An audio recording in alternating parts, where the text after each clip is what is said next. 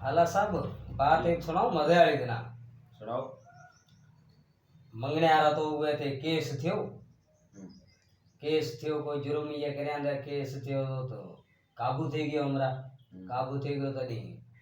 पुला के अंदर है तू ये केस रो वकील था आयो वकील था तो आजाद थईस कहने ठीक है ए गयो हमरा वकील हटो वकील ने कहया फलाने केस में फाथो मैंने आजाद करा तडी वकील कहने ठीक है तो 5000 रुपया फीस लीज मांगी बाजी फीस देन पॉइंट ता एक दसा दो तो जज जिके टाइम तना मंगाए तडी तो ओई जो पॉइंट मांगी दिना इस्तेमाल करे कामयाब थे ऐसे तुम बाय बरी थी आईस मांजी फीस दे क्या ने ठीक है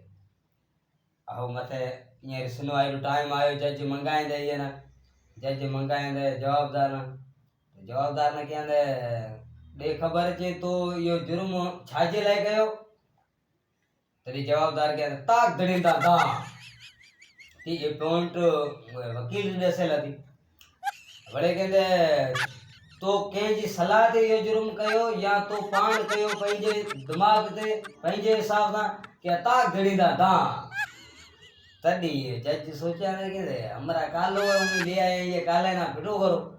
जज फिटो करया ने जरी कोर्ट का बाहर गयो तडी वकील के दे खबर मां जी 5000 रुपया फीस है ओडे मना तडी ये के ताक धड़ींदा दा